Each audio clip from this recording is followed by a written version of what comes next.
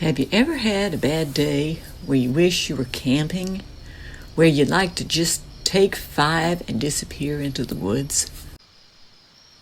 You'd like to listen to the wind rustle through the trees and smell wood smoke and feel pine needles in your hair. Or maybe kick back in a canvas chair and drink a cold beer in front of the campfire. You'd like to have some time alone to unwind, watch the sun across the lake, listen to the water lapping against the shore. You'd like to escape to the woods, but vacation is months away. Well, for now, how about taking a break, reaching in your desk, and pulling out your desktop Campfire. After all, camping isn't a place, it's a state of mind. To make your own fire seems like a lot of materials, but most of them are already in your home, such as a wide-mouth mason jar lid and the ring to go around it, scissors, a glue gun and clear glue sticks, black and white acrylic paint with some brushes, a sheet of white paper or cardstock, Gorilla or duct tape. Then you'll need, around the yard, you'll need sticks for logs, gravel, some garden snips, a drill with 1/4 inch bit and a small clamp, some super glue, and the most difficult thing to find from Amazon is your 20 LED fairy light string with a little button battery. Step 1. This is the only power tool item in the whole project. You start by drilling a hole in your mason jar lid. The hole should be just wide enough for that light cord and the lights to fit through. Be careful not to bend your lid. I clamped it to the edge of a cabinet and carefully drilled a hole in only the lid, not the cabinet. Step 2, you got to super glue the lid to the rim. You dot the super glue around the rim and lay the lid on top. If you have gaps, you can sprinkle a tiny bit of baking soda into the holes, then add a drop of glue to fill it in. Let it dry well, and remember, super glue loves to glue nothing as much as it likes fingers. Step 3, you got to cut paper to cover the lid. You trace around the lid on that cardstock or paper you have and cut it out. Then you lay that circle on top of the lid and squish down to mark where the rim hits and trim it to fit. Hot melt glue the circle of paper onto that lid. Step 4, you're going to punch a hole through the paper, and you stick a pen or a pencil through that hole to enlarge it with scissors so those lights will fit through. Step 5, you're going to unwind your lights gently until you have a single strand.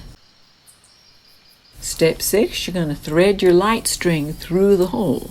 You gently thread the lights through until only the thin copper wire is above that hole in the paper.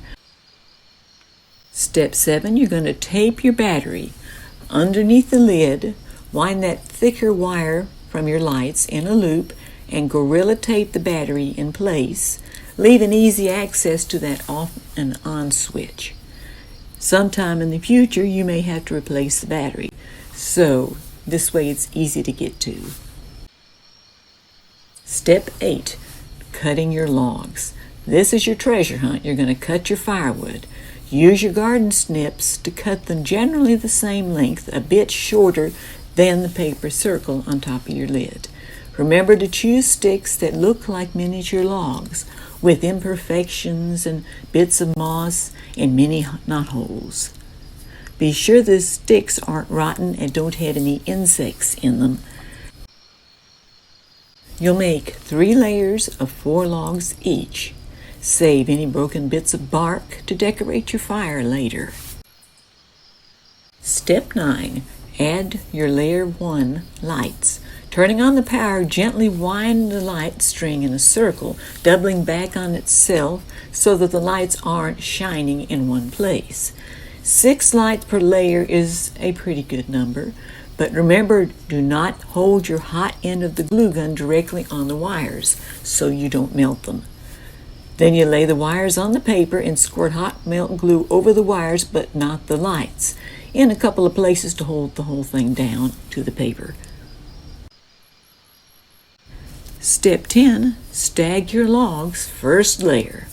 You're going to lay the first larger log atop the lights and use a squirt of glue to hold it in place. There's where you start building your fire. This is called a log cabin campfire, which is best for cooking. Imagine yourself in the woods trying to lay the kindling just right. Don't glue the log on till you're sure where you want it. Continue adding your logs, gluing one to the other and to the paper. Continue till you got your first layer and glue the logs to the base paper and each other, but try to keep your glue from showing. Rotate your campfire as you work to see it from multiple angles, so it doesn't just look good from one side. Try to use your glue sparingly, and when the layer is done, check for sturdiness and reinforce it where necessary. Step 11 is to add layer 2 lights. Wind your lights in a circle for the next layer, keeping the bulbs from being in one spot. Keep your wires towards the center where they won't be too obvious.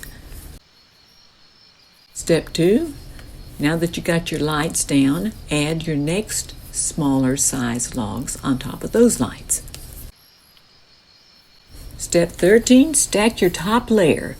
On this last layer, use your smallest logs and try to hide any exposed wires and obvious glue, since this is going to be the exposed top of your campfire. Step 15, you're going to cut off your extra lights. You cut off any wire and lights close to the logs and tuck the end out of sight. This should not make your fairy light stop working. Step 16, you're going to paint. You use black and white acrylic to paint it sooty and ash on the paper beneath the fire. Remember, be careful not to paint your light bulbs. With your black paint, you're going to try to darken any exposed wires and then add a little black between the logs like they've been scorched a bit. Step 17, you're ready to add your fire ring. Hot glue your pebbles or gravel, whichever you're going to use, on the edge of the mason lid around it. Step 18 is to decorate your campfire. You're going to add bits of moss, bark, whatever you like, etc. Some craft stores have tiny pine cones, but some grass burrs look a lot like them. If you're one of those tacky people who like to burn soda cans on their coals, then find you some at a craft store and have fun. You could also find some straws off a broom and cut them to make cigarette butts for your ashes, or maybe ball up some tiny pieces of foil to look like trash and stick them on your coals. Just don't forget to paint them scorched. Now you're through. Step 19 is to relax and camp. Kick back and drink some coffee or whatever floats your boat. Find a virtual camping video on YouTube. With a bit of wire, screen, and Sculpey, you can create miniatures of s'mores or flame-grilled burgers. And remember, a friend can come sit around your fire and share your break. And what's said around the campfire stays at the campfire.